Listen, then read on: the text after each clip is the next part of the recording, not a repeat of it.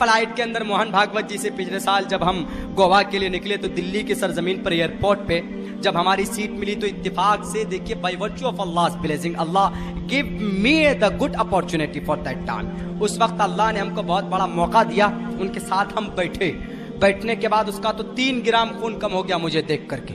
उन्होंने सोचा कि ये ओसामा बिन लादेन की औलाद, ये इनको सीट यहाँ कैसे मिल गई। तो उन्होंने एयर होस्टेस को कहा कि मैम मेरे लिए कोई और जगह का इंतजाम कीजिए। उन्होंने कहा sir there is no available, is not possible, यहीं बैठना हो। 2 घंटे 10 मिनट का ऐलान हुआ, हम बैठे चले, चूंकि पूरा महीना मेरा गोवा में ही गुजरता। हम बैठ गए, हम सोचे पतला सितला आदमी बैठ जाते हैं एक कोने में, हमको क्या पता कि भाई ये इतना अंदर से जल रहा है, भून रहा है, कबाब बन रहा है, इनका खून इनका फूक रहा है।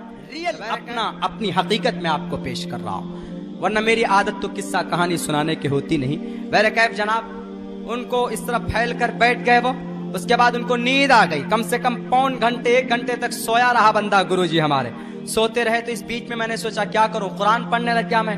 1-1.5-2 पारे मैंने पढ़ लिए, इस बीच में हाथ में तस्बीह के दाने तो वो मैं हिलाने लगा। वैसी टाइम पास हो जाए वहां पे, और क्या कर सकते हैं आप, ना तो कुछ नजारा कर सकते हैं, ना तो आप ज्यादा किसी से बात कर सकते हैं। बहरकैफ जब मैंने ये हिस्सा उनको क्लियर कर दिया, मैं यूं ही हूं तब से 1 घंटे तक वो ऐसे फैल के सोया। उठने के बाद मुझे देखा, अब देखिए उसके मन में क्या कौन सी भावना पैदा होती है। हमदर्दी की वजह से मैंने हमदर्दी की थी थोड़ी सी, वो जगह मैंने क्लीन कर दिया था उनके लिए, मैं तिरछा हो गया था तो अमन से कंफर्टेबल होकर के सोया वो। तो उसके दिल में देखिए मुझे इंसल्ट करने का कितना बड़ा, वो सोचा कि मौलवी साहब सर पे टोपी है, दाढ़ी है, कुछ जानता नहीं होगा, 1-2 इंग्लिश में सेंटेंस पूछते हैं, खुद ब खुद शर्मिंदा होकर बैठ जाएगा और मैं जीत जाऊंगा। मैं समझता हूँ यही उनका कॉन्सेप्ट होगा, यही सोच होगी उनकी। तो उन्होंने मुझसे पूछा what's your name, what is are coming from, where do want to go. चूंकि भाई जुबान उनकी ऐसी होती है, इंग्लिश के ऊपर आजकल कोई बोले ना आदमी तो कहेगा भाई कितना बड़ा आदमी आ गया। एक जमाना ऐसा था कि गाजियाबाद से हम निकले अपने दारुल उलूम देवबंद के लिए, हम लोग 2 मदरसे के बच्चे बैठे हुए थे, इंग्लिश के से वाकिफ नहीं थे, तो एक गर्लफ्रेंड बॉयफ्रेंड इंग्लिश में बात कर रहे हैं हम लोगों की तरफ, देख के हंस रहे। हम लोगों ने सोचा कि क्या इलाज करूं इनका यार। हम दोनों ने अरबी के अंदर कुरान पढ़ना शुरू कर दिया, अल्हम्दुलिल्लाह रब्बिल आलमीन। वो बोलता था कुलौज बिरब्बिन नास मिनल जन्नति वन नास, इस तरह। तो वो बस अपनी बातें भूल गया, हम दोनों को देखने लग गया। हमने कहा कि भाई तुम अपनी जगह पे अगर महान हो तो हम अपनी जगह पे सुपर पावर ताकत है, हर आदमी अपने फील्ड का बादशाह होता है। बहरकैफ जनाब तो उन्होंने मुझसे यही सवाल किया, क्वेश्चन किया अंग्रेजी के अंदर में। हमने सोचा कि अगर मैं हिंदी में कहता हूँ कि मेरा नाम अब्दुल्ला है, मैं बिहार नेपाल बॉर्डर से ताल्लुक रखता हूँ और मैं गोवा जा रहा हूँ, तो वो और पता नहीं क्या क्या कहेगा। हमने कहा दिस इज अब्दुल्ला सालिम कमर, एक प्रोफेशनल लैंग्वेज में करना होगा। This is Abdullah Salim Qamar from Araria district and I am just coming from Delhi, I want to go to Goa and I reside my Adi Granth is called Quran in front of the people in the holy month of Ramzan. वो सीधा होके बैठ गया, बाप रे बंदे में कुछ जान है, लगता है तो हाइट कम है लेकिन लगता फाइट है इस बेचारे में। तो उन्होंने कहा, उसके बाद बैठकर मुझसे पूछता do you remember by heart all, यानी आपको पूरा याद है।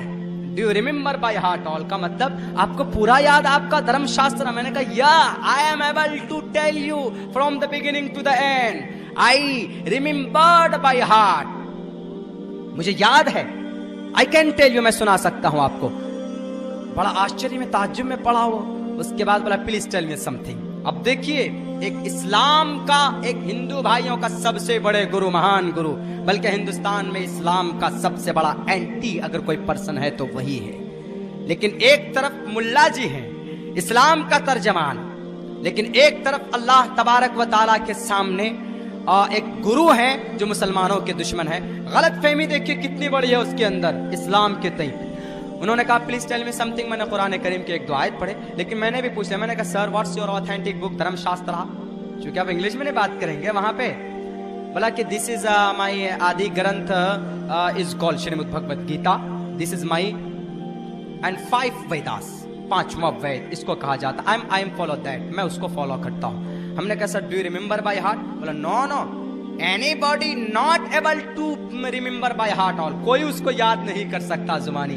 हमने कहा दिस इज माई आदि ग्रंथ, every person can remember by heart and small boys easily remember by heart, छोटे छोटे बच्चे याद कर लेते हैं उसको।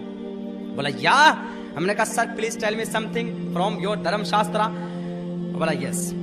अहिंसा सत्यम करोदस्तयागा, इतना पढ़ा। इसके ऊपर मेरा रिसर्च 2.5 साल पहले से था।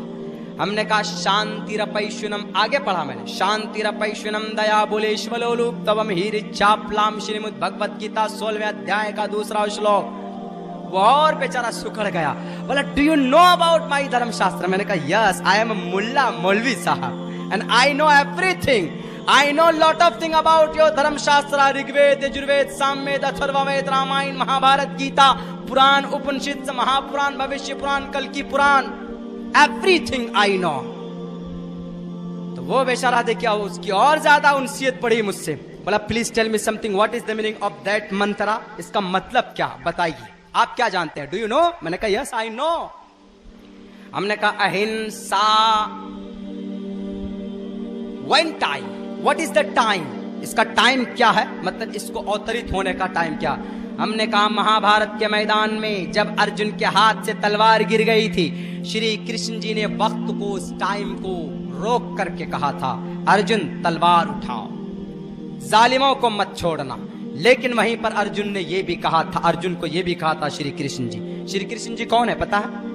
विष्णु जी के 7वां अवतार, 8वां अवतार, 7वां श्री रामचंद्र जी, 8वां अवतार। अवतार का मतलब आसमान से जमीन पर भगवान का आना, बुराई को रोकने के लिए। यदा यदा धर्मस्य ग्लानिर्भवति भारता, हमारे हिंदू भाइयों का अकीदा है इस धरती पर कहीं पर भी कोई बुराई होती है तो ईश्वर इंसानी रूप धारण करके आ जाता है और बुराई का नाश करता है। हालांकि इस अकीदे के अंदर में थोड़ी बहुत कमी है, मैं उसके तरफ नहीं जाना चाहता हूं चूंकि ये सीरत और अवतार का अकीदा है। बहरकैफ हमने कहा कि श्री कृष्ण जी ने कहा अर्जुन को कि अर्जुन इस धरती के ऊपर तुम किसी इंसान को अपनी जुबान से तकलीफ मत देना, बूढ़े को, मासूम को, लाचार को, बेबस को। मौका गर्म था, मैंने फौरन जड़ दिया वहां पर हिंदुस्तान के ऊपर जो तशद्दुद हो रहा था। हमने कहा सर श्री कृष्ण जी कह रहे हैं अर्जुन को कि अर्जुन अपनी जुबान से किसी को तकलीफ मत देना। मोहम्मद अखलाक को बेचारे को तड़पा तड़पा कर मार दिया गया, तकलीफ तो दूर की बात, मार दिया गया, उनकी हत्या कर दी गई। और भोपाल की सरजमीन पर 2 नौजवानों को ट्रेन से फेंक दिया जाता है, उनकी भी हत्या कर दी गई।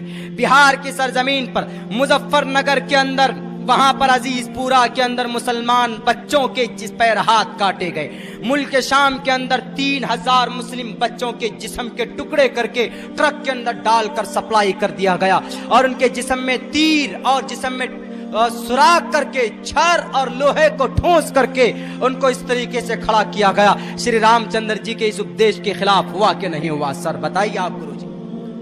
उसको और ये पता चल, उसको ऐसा एहसास होने लगा कि ये सिर्फ ग्रंथों को नहीं जानता, ये हालात के स्टेटस से भी वाकिफ है। बोला हाँ ये तो होता है, वो लोग करते हैं, वो लोग अपने भावनाओं में बहकर कर देते हैं जो हिंदुस्तान से बहुत ज्यादा मोहब्बत करते हैं। हमने कहा कि हिंदुस्तान से मुसलमानों ने भी मोहब्बत की थी।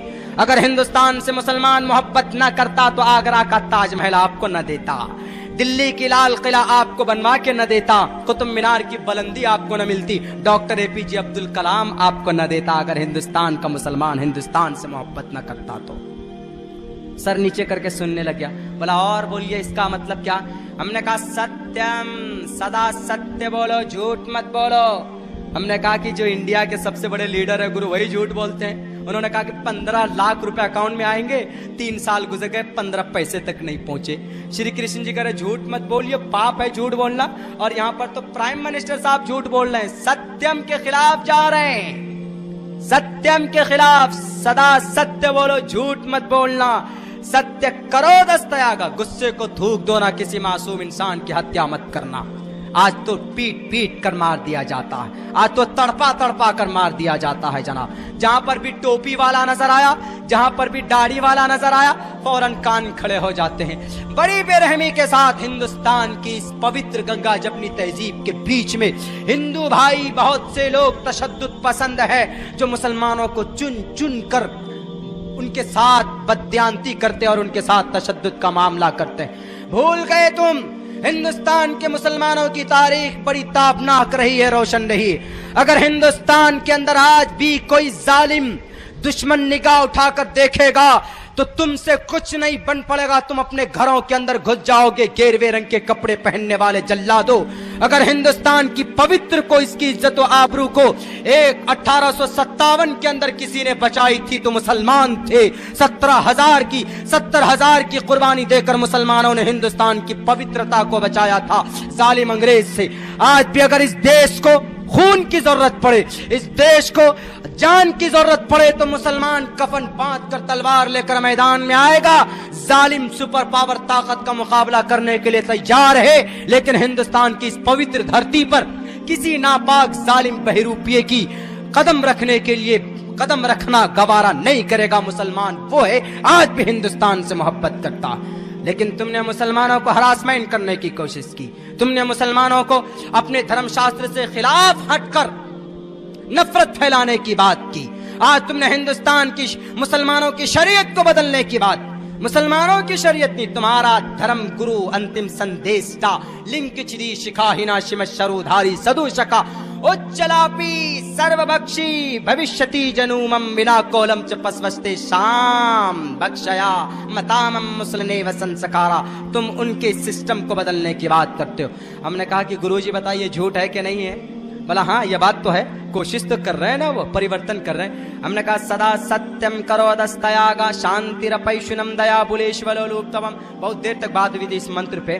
तो वो बेचारा मेरा इतना बड़ा मुरीद हुआ, फ्लाइट के अंदर एक चाय 90 रुपए की मिलती, पेटीज खरीदिएगा 10-15 रुपए की आपको नॉर्मल मिलेगी, लेकिन फ्लाइट के अंदर एयरपोर्ट के अंदर आप जाइए तो आपको 140-150 रुपए की मिलेगी। लेकिन देखिए थोड़ी सी हमदर्दी मैंने की थी, जगह हमने थोड़ा क्लियर कर दिया था, तो हमदर्दी पैदा की, इसके दिल में मोहब्बत पैदा हुई। नबी का किरदार जहां पर भी अपनाओगे दुश्मन भी तुम्हारा दोस्त बन जाएगा। नबी की सुन्नत जहां पर भी नाफिज करोगे तो दुश्मन, पूरी दुनिया के दुश्मन आपके कदमें चूमेंगी।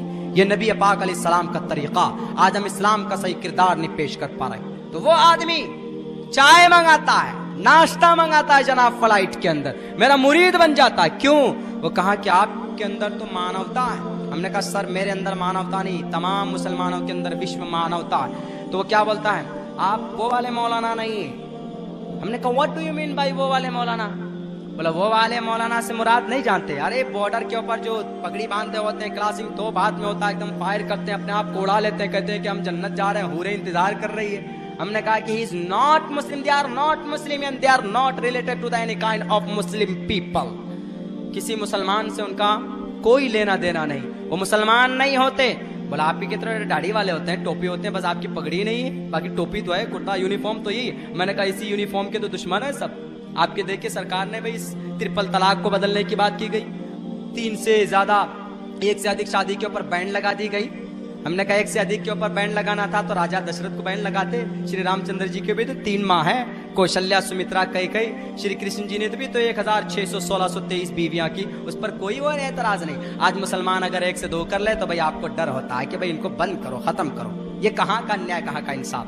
हम लोग मजाक में बहुत सारी सीरियस बातें हमने उनसे कर ली। तो बहरे कह वो बोला वो वाले मौलाना नहीं है। हमने कहा वो मौलाना नहीं होते, इज नॉट मुस्लिम। मुसलमानों को बदनाम करने की पूरी ये साजिश है। इस्लाम तशद्दुद पसंद नहीं हो सकता। जिस नबी की शरीयत में 1 से 1 लोटा पानी की जगह 2 दूसरा लोटा पानी बहाने की इजाजत नहीं है। अगर आप बहाओगे तो फजूल खर्ची में शुमार होगा। और कुरान कहता है कि तुम शैतान के भाई हो। पानी ज्यादा बहाने की इजाजत जिस शरीयत में ना हो, उस शरीयत के अंदर किसी का खून बहाने की इजाजत कैसे दिया जा सकता?